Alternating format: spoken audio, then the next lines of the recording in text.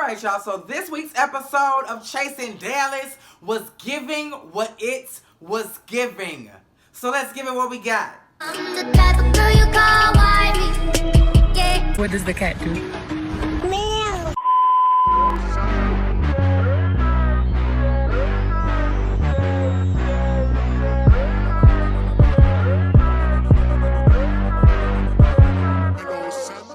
So this episode starts off with George's Christmas party. Now the entire cast is here, plus Jeremy Copeland from Chasing LA. What's up, Jeremy Copeland? So girl, let's just get right into it. Dior and Robin sit down, and Dior is like that bitch that we was talking about down. So all of this happened after the retreat. That bitch that we was telling you about that was talking shit about you down to the retreat, well, she here tonight. And I think that y'all need to go ahead and have a conversation. Robin is like, okay, bitch.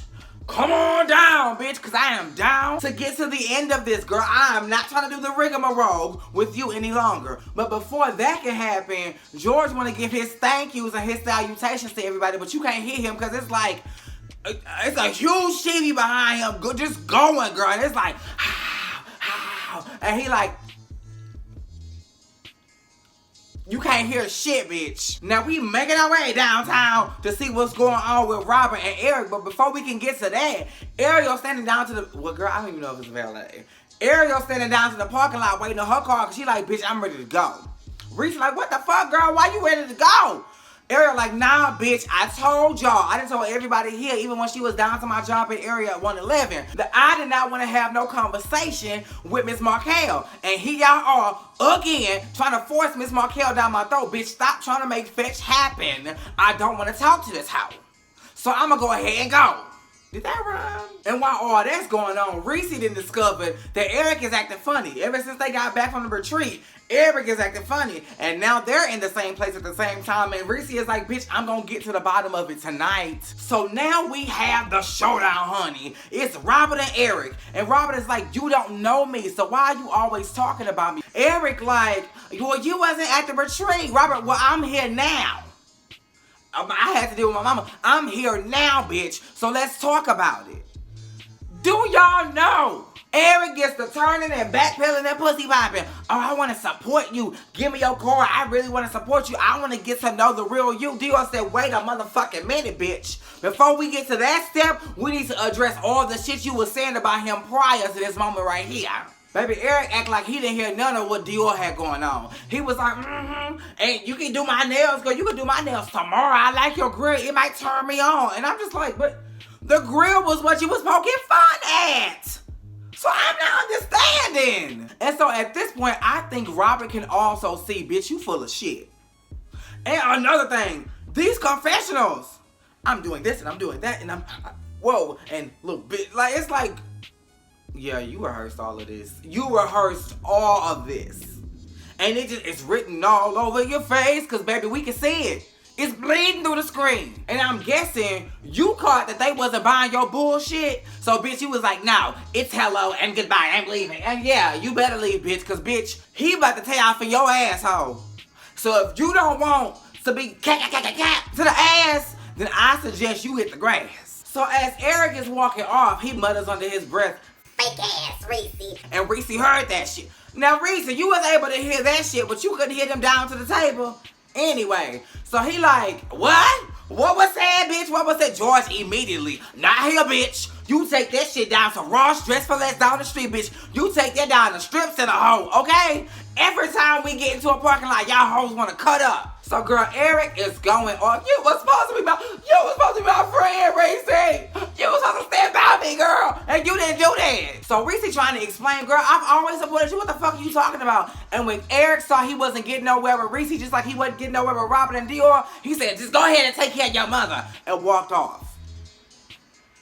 Now, anybody who knows Reese knows that his mom suffers from some health issues and she is near and dear to his motherfucking heart, bitch. So how dare you? Carrie D and Ariel So they are down to the studio, honey. We got roommate over here. We got Ariel over here. We got Kesey a little bit later. They down to the studio recording a song called Brunch. And baby, when I say Ariel is bop, bop, bop, bop, bop, bop, Ariel is giving it to the girls, honey. So then they go outside to celebrate to smoke a little piece of CBD. And I'm looking like, wait a minute, in the previous scene, Ariel, you had just said that you was leaving because it was too many people and you was worried about COVID because nobody had on their mask. And here you are sharing a blunt with the folks. So I'm trying to understand where your priorities lie, because when it seems to come to weed, you don't care about COVID. But girl, believe me, I understand, because I have had the CBD before, and it is amazing, girl. So while they're outside, they're talking about George's party and how Eric is really looking for a moment. So Ariel warns Carrie D in that moment, and it's like, just girl, watch out,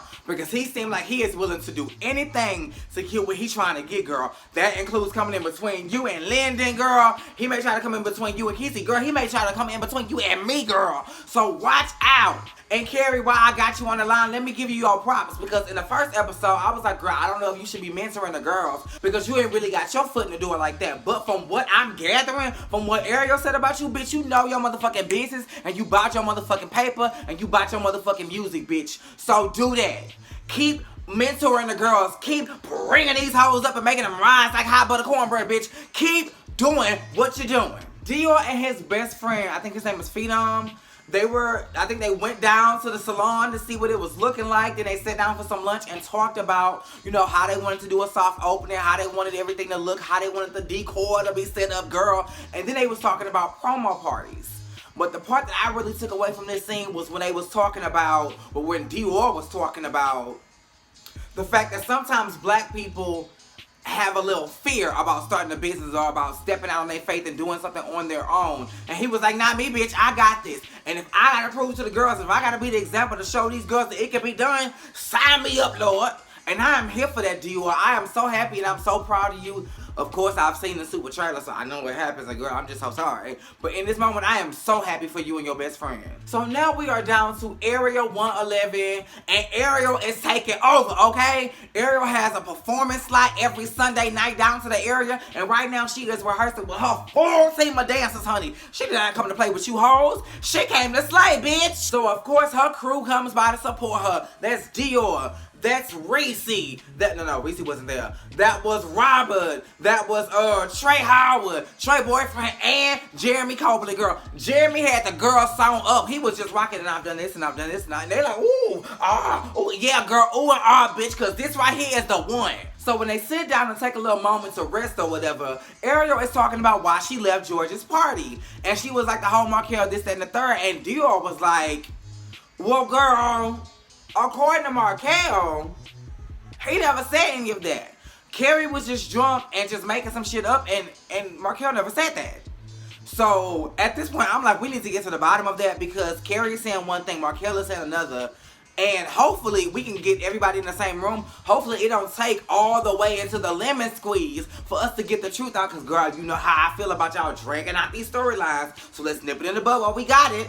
While we got it in our interest, while we got it in our grasp, let's nip it in the bud. And that's just what y'all did later on in this episode, and we're going to talk about it. So now we are down to the weed spot with Reese, Dior eventually, Jeremy Copeland, and Robert Ray. And we are checking out the weed spot to see if this would be a good venue for the lemon squeeze. And it just so happens that Reese knows the owner. And I think her name is April. Girl, not only is she a nurse, but she owns this business, and she gave us some info. She said so many black people are getting, info we already knew. So many black people are getting locked up for marijuana. But when I go down to the goddamn weed conventions where the shit is legal and we can make some money, I don't see no black people, because they are in jail, girl. So let's get their ass out and let's show them that you can actually make money for what they tried to lock you up for. Woo, thank you, Jay. So they go back to talking about the lemon squeeze, and we find out that Eric is not going to be invited. Reese is like, bitch, I'm not fucking with her. That bitch wanted to act funny ever since we came back from the retreat. So fuck her, okay? She is not coming. As a matter of fact, I saw some comments. Okay, now, Reese, you kind of started it, because when you came on to the little Justice League panel, you did talk about the fact that you can give us all a link where we can all start our candle lines as well, and I'll sell Eric Jakes. Well, you didn't say it last part, but I mean, you insinuated that because, I mean, girl, we would. And then I think you went down to the Facebook and you posted that link down to the Facebook and said, girl, if anybody want to make goddamn candles, here's the link. Anybody could be an Eric James. And he got in his feelings. Then you said something big, and in comes the second mama comment. Now, you done already said, bitch, tread lightly. You done already made one comment about my mama, and I let that slide. So now, your ass is grass. But see, that's not the case with Eric, because Eric didn't want his ass to be grass. Eric wanted his ass to be smashed. So that's why he sent a message to Robert Ray at 3 a.m. talking about some fucking nail appointment. Who sets up a nail appointment at 3 a.m.? After you done already told this man that, ooh, I may find the girl sexy, honey. Who you trying to fool, Miss Eric? And now for the final scene, the convo between, ooh girl, it was Reese, it was Ariel, it was Markel, it was Carrie, and it was moderated by Trey Howard. So girl, they sit down at this little cute little spot, honey, and they get to talking. Carrie goes first, and he wants to address Reese before he gets the Ariel situation out the way. He said, baby, at the Blow Your Mind video shoot, I was ready with my work, had my scene, and you showed up with no people, bitch. You said you was gonna film my work scene and you didn't. And I'm mad about that. And then you want to go and make people. Then you showed your ass at my motherfucking video shoot. Can we not skip past that? And then at the end of it all, you made peace with every single motherfucking body. And you did not make peace with me. And that hurt. No, just give me a moment, because this bitch right here needs to hear me out. That hurt. That made me cry all motherfucking night. To which Reese responds, bitch, you don't get no apology for doing what you need to do as an artist. You doing a video to promote your song because you want more people to buy it is what you should do as an artist. Whether I'm there to film the scene or not, you did your part. Nobody told you that I was gonna film every motherfucking scene that you had to offer me. So then Carrie decided to pay that because he was like, girl, when I say Reese was high, y'all, if y'all didn't notice the whole time the Ariel situation was going on between Markel and Carrie, Reese was cracking the fuck up. He was he was laid out. He was leaning on air. He was cracking the fuck up. And speaking of giggling, Carrie had the nerve to tell Ariel, I thought it was a joke. So when I said it, I don't understand why you got so mad because it was a joke. And Ariel was like, well, no, I don't take it as a joke. And you probably wouldn't either if somebody said that you was a bone carrier and that you was being fucking messy. Who's laughing? Who the fuck is laughing at that? So then Carrie started getting twisted up in his words, and Ariel was like, well, wait a minute. Is it a joke or is it not a joke? Did he say it or did he not say it? Are you lying or are you not lying? Because, bitch, I need to get to the bottom of this. Because, like I've already told. And then she proceeded to lay y'all ass out again. She said, bitch, I don't give a fuck about none of y'all like that. I ain't hashtag invested in none of y'all hoes like that. Like, bitch, I don't care. I was asking you all these questions because, bitch, I needed answers. I had already got one side because, you know, Reese is my good Judy. I just needed to hear your side out.